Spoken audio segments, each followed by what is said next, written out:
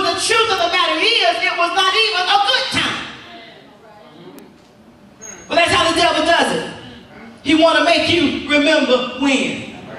And the truth of the matter is, the remembering when, he doesn't let you remember the ugly part, or the hard part, or the heavy part. He wants to paint a picture that it was better before you walked in your destiny. You know, life was good until I said yes to Jesus.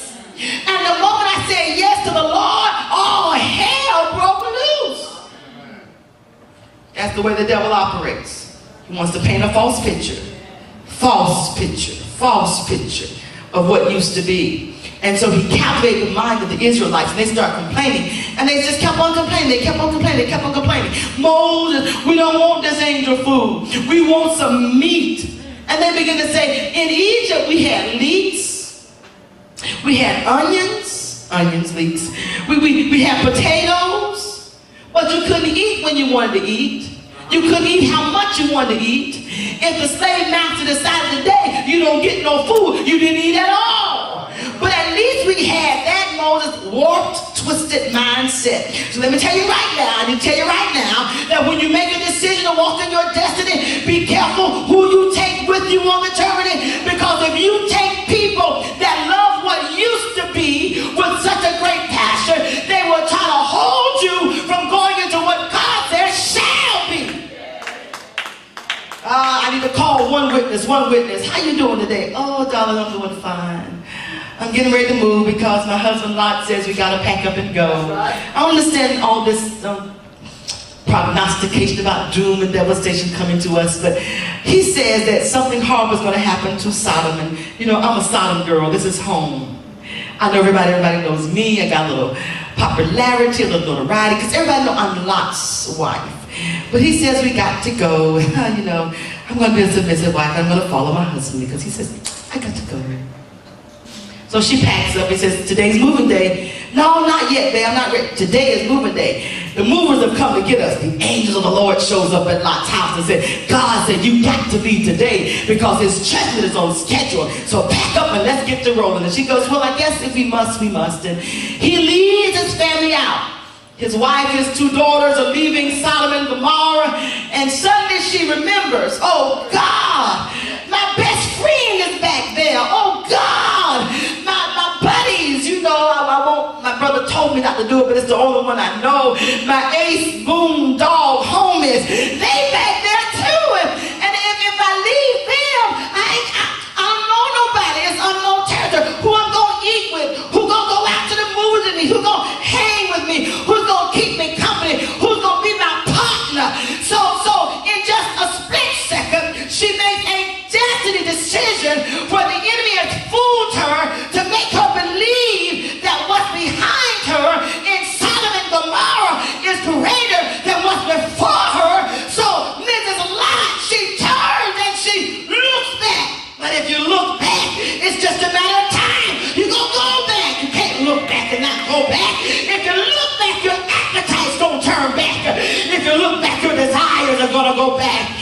If you look back, you go wrong for what's back there. Paul says if you want to know how to make a destiny decision and always be in line with God's purpose and plan for your life, forgetting those things that are behind me, you got to press forward for what's before you, because you understand in the mind of God, in the plan of God, in the scheme of God, God always has saved for you the better to be before you. I don't care how good it might have seemed back there is never the best of what God's got for you. So you got to address your mindset, and you got to talk to yourself, and you got to tell yourself, I don't care how good it seemed, it's not as good as it's going to get. I don't care how wonderful it may have been, it's not as good as it's going to be. Because my best is before me. If that's not your mentality, you will always be up on the radar of Satan to mess with your mind, to tell you to look back. You got to talk to yourself. Just tap, tap, tap a neighbor and say, you got to talk to yourself. If you're going to make a right destiny decision, you got to talk to yourself. Because if you don't talk to yourself, your history is going to talk to you.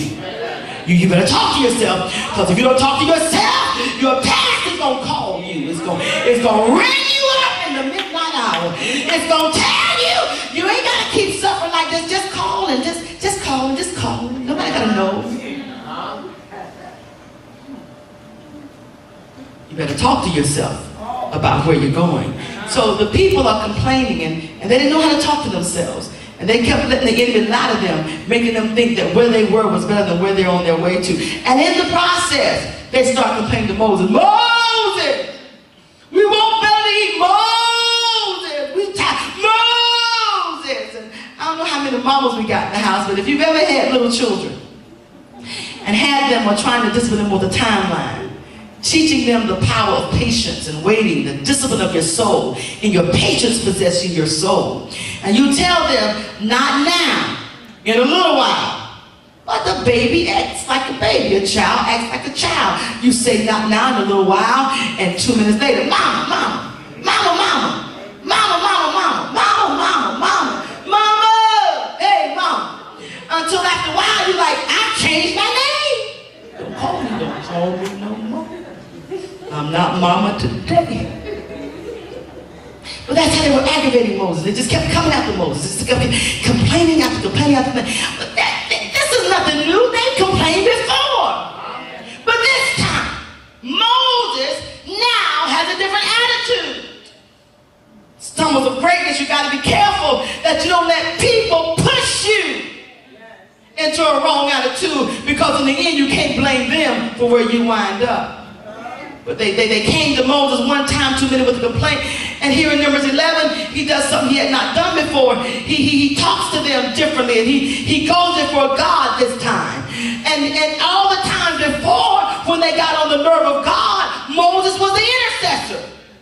The great prayer word said, Lord, don't kill him. Lord, save him. Lord, have mercy. Lord, spare him. But this time Moses comes and say, these are rebellious folks you've given me, and you expect me to handle this job? God, you're so unfair. How he thinks now shifts. What he's doing is making an accusation against God. He's saying to God, you gave me this responsibility, and you expect me to carry these people and to manage these people when you have not given me the resources that I need to do the job I need to do. He's saying to God, Lord, they are rebellious, and this is what you've given me to handle. You are not right. Uh-oh, now we got a problem. You will have stumbles of greatness in your path of destiny when you believe in your heart that the Lord is not right by you. Ah, God help me, God help me.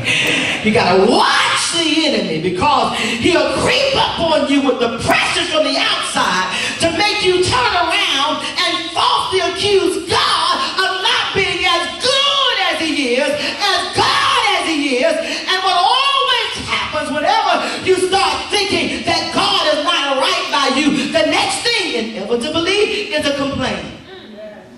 So it was one thing for the people to complain, but something else when Moses starts complaining. So now Moses starts complaining. Got to be careful, because when you start complaining, if you don't deal with that spirit of murmuring from the root, it will grow up in you. And wherever there is complaint, wherever there is murmuring, it's just a matter of time. It goes to the soul of your soul, and it grows up, and it becomes unbelief. The stumbles of greatness starts here, when you cannot keep before God a right attitude of thank you. Swallow deep, let it out, let it out. I don't like it, but thank you. I don't understand it, but thank you. You gave me an assignment that seems overwhelming, but I thank you, because I know I can do whole things through Christ that strengthens me. It looks like it's more than I can bear, but I thank you, because your word says that there has no temptation taken me, but such as is common to man. But God is faithful. You are not an unfaithful God. You're not an unrighteous God. You're so good, God, that if it's too heavy for me, you go give me what I need to deal with, what I got to deal with to carry out the assignment of my life. I won't falsely accuse you. I won't mislead our name to a stumble. When you become dissatisfied with God, dissatisfied with God, when you become disgruntled with God, because you're evaluating God from a perspective of accusing, that God, you're not right, you're not fair, you're too long, you're too slow. What's up with this, God? Whenever you start handling God that way, then you're on your way for a stumble. This is the beginning of the great fall of Moses. What does God do? Well, I can't bear these people by myself. He keeps crying out. So God raises up his father-in-law Jethro. Jethro, come on, let me talk with you. Listen, son, you're going to kill yourself trying to do this all by yourself. So son, I need you to go out, get 70 elders, and when you get these, I want you to take these and I want you to train them up, let them get your spirit and help them be a help to you. I'm going to help you help yourself. So Father Jethro talks to son Moses in the wisdom of God, because Jethro gave him some wisdom, and Moses said, okay, I'm going to do what God said do. And you think now that Moses will be on the right track.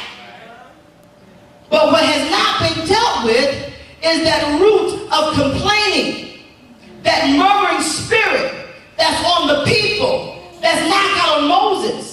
Because it's just a matter of time. Numbers chapter 20. People are thirsty. First time they got in a desert place, they needed water. Moses took a stick, cast it in the water. He made bitter water sweet. They were like, yes. In the wilderness, here is the rock, and God says, hit the rock, and water came out the rock. Second time. Third time they need water, it's here.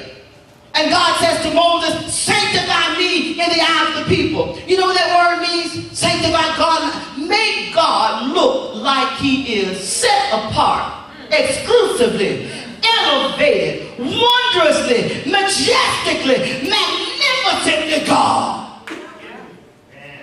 Moses, this is your destiny assignment. Make me look good. Woo!